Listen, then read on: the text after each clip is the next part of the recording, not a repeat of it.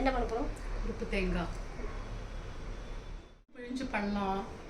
அது நேற்றுக்கு தான் ஊருக்கு வேற போயிட்டு வந்திருக்கேன். வெயிலாக இருக்கா, முடியல. அதனால கடலையை வாங்கி பண்ணிடலாம் அப்படின்ட்டு. ஈஸியாக இருக்கும். அது இன்னும் சூப்பராக இருக்கும்ல. நல்லா இருக்கும். அது சும்மா உருண்டை பிடிக்கலாம். ஆ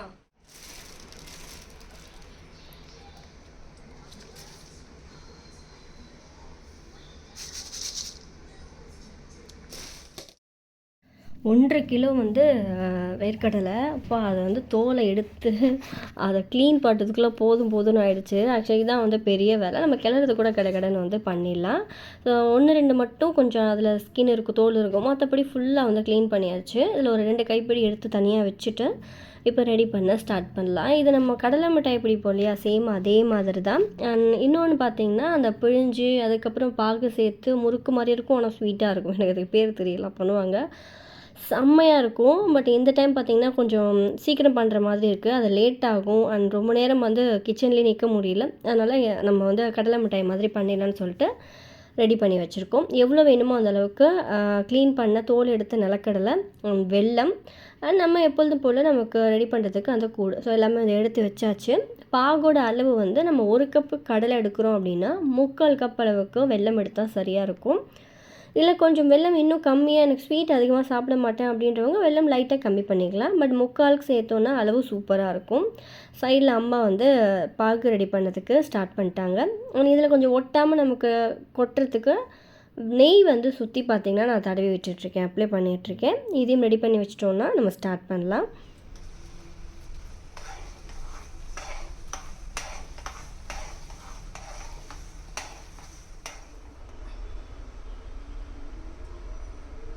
சூட்டுக்கும் அதுக்கும் சரியாக இருக்கும். போகும், முதிர்ந்து போயிடும். தக்காளி பதத்துக்கும் கொஞ்சம் டைட்டு. அவ்வளோதான், ஆஃப் பண்ணிட்டு போகிறது போட்டுடலாம்ப்பா.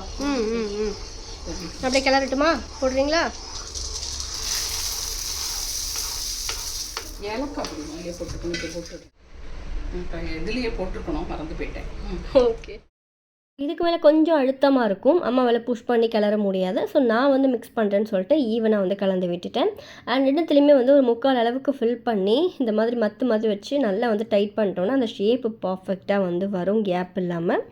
அண்ட் அதோடு சேர்த்து ஒரு 10-11 வர மாதிரி ஒரு கடலை உருண்டை மாதிரி பால் ஷேப்பில் அதையும் ரெடி பண்ணிட்டோம் அப்படின்னா நமக்கு இந்த வேலை வந்து முடிஞ்சிடும். ஸோ சின்ன சின்ன வேலையெல்லாம் முடிச்சு வச்சுட்டு நம்ம கிளம்பணும் அப்படின்னா நமக்கு அடுத்து வந்து நமக்கு ஃபங்க்ஷனுக்கு ஃப்ரீயாக போயிட்டு வர மாதிரி இருக்கும்.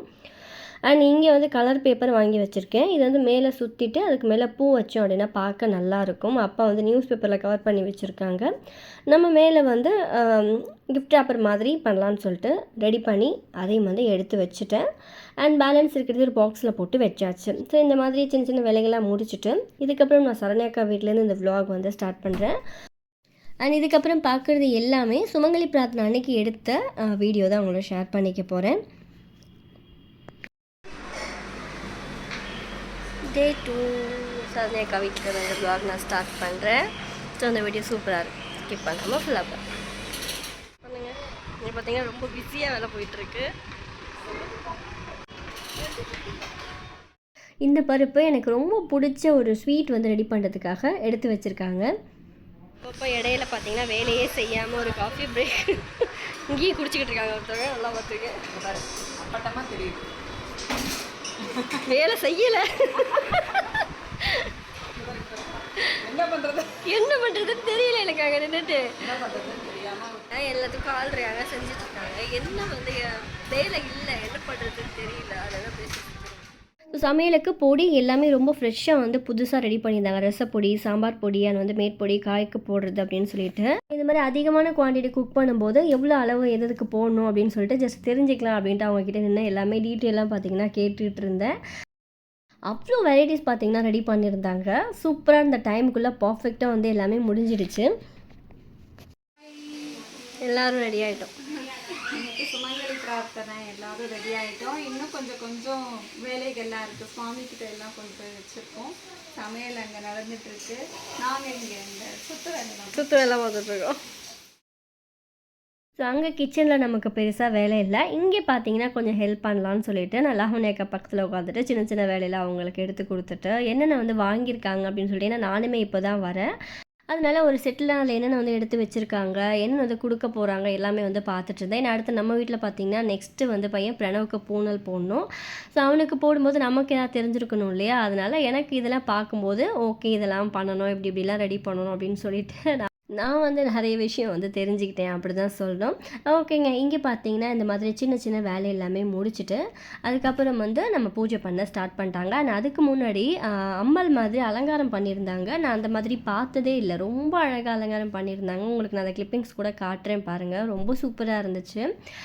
ஸோ இந்த இடத்துல தான் நம்ம தேங்காய்லாம் எடுத்து வச்சுருக்கோம் இல்லையா, அந்த இடத்துல தான் கொஞ்சம் நகர்த்திருக்கணும். பட் வந்து முன்னாடியே எல்லாமே கடகடன்னு எடுத்து வச்சுட்டேன். அண்ட் இங்கே வாசலில் கோலம் பார்த்தீங்கன்னா அவ்வளோ அழகாக போட்டிருந்தாங்க சரண்யாக்கா. ரொம்ப நல்லா இருந்துச்சு பார்க்க. கோலம் வந்து கொஞ்சம் முன்னாடியே எடுத்துருக்கணும். பசங்கள்லாம் ஓடி பார்த்தீங்கன்னா லைட்டாக காலி பண்ணி வச்சுருக்கானுங்க. அழகாக போட்டிருக்காங்க. ஆக்சுவலாக அந்த ரெட் டைல்ஸ்ன்றதுனால பார்த்தீங்கன்னா நல்லா பளிச்சுன்னு தெரியுது. ஐ திங்க் சேம் நினைக்கிறேன். ஏன்னா ஒயிட்டில் இருந்தால் கூட அவ்வளோ பளிச்சுன்னு தெரியாது. இந்த ரெட்டுன்றதுனால ரொம்ப அழகாக இருக்குது.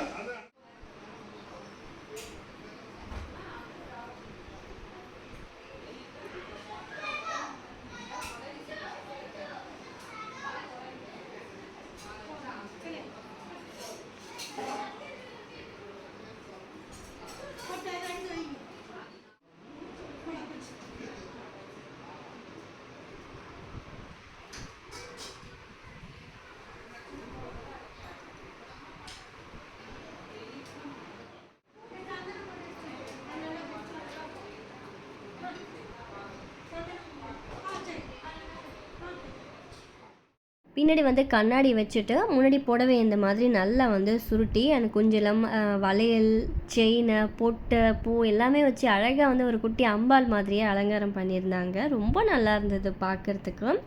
ஸோ இந்த மாதிரி பார்த்திங்கன்னா இந்த டே ஃபுல்லாகவே எனக்கு அப்படி தான் போச்சு. பக்கத்தில் உட்காந்து என்னென்னலாம் ரெடி பண்ணுறாங்க அப்படின்னு சொல்லிட்டு நான் பார்த்துட்டு இருந்தேன். ஸோ அண்ட் வந்து அவங்க ஃபினிஷ் பண்ணதும் ரொம்ப நல்லா இருந்துச்சு. அண்ட் அதுக்கப்புறம் பார்த்திங்கன்னா அப்படியே கிச்சன் பக்கம் போயாச்சு. ஸோ கிச்சனில் சமையல் எல்லாமே முடிச்சிட்டாங்க. அண்ட் ஃபர்ஸ்ட் என்ன போடணும், அடுத்து என்ன போடணும்னு சொல்லிட்டு லைனாக பார்த்தீங்கன்னா எடுத்து வச்சுட்டு மேலே வந்து எல்லாத்துக்குமே கரண்டி ஃபுல்லாக செட்டாக வச்சுட்டோன்னா நமக்கு பரிமாறத்துக்கு வசதியாக இருக்கும் இல்லையா? அதனால இங்கே வந்து அந்த வேலையில் போயிட்டு இருந்தது. நான் ஸ்டார்டிங் சொன்ன அந்த ஸ்வீட் போலி தாங்க. எனக்கு வந்து ஸ்வீட் போலி அவ்வளோ பிடிக்கும். அம்மா ரொம்ப நல்லா பண்ணுவாங்க. நான் நிறைய விலாகில் ஷேர் பண்ணியிருப்பேன் அப்படின்னு நினைக்கிறேன். ஸோ இங்கே வந்து கொஞ்சம் அதிகமான குவான்டிட்டியில் போட்டுட்டு இருந்தாங்க. அண்ட் முடிச்சுட்டு இங்கே அதுக்கப்புறம் பார்த்தீங்கன்னா சுமங்கலி பிரார்த்தனை ஸ்டார்ட் ஆகிடுச்சு. ஸோ இந்த ஃபங்க்ஷன் வந்து இந்த மாதிரி ரொம்ப நல்லா போச்சு. ஸோ அழகான ஒரு கிளிப்பிங்ஸ்லாம் அவங்கள்ட்ட ஷேர் பண்ணிக்கிட்டேன் அப்படின்னு நினைக்கிறேன். இந்த வீடியோ பிடிச்சிருந்தால் மறக்காமல் லைக் பண்ணிக்கோங்க. நம்ம சேனலில் ஃபர்ஸ்ட் டைம் பார்க்குற வியூவர்ஸ்னால் மறக்காமல் ஃபாலோ பண்ணி வச்சுக்கோங்க. அடுத்தடுத்து சூப்பரான விலாகோட உங்களை மீட் பண்ணுறேன். பை. தேங்க்ஸ் ஃபார் வாட்சிங்.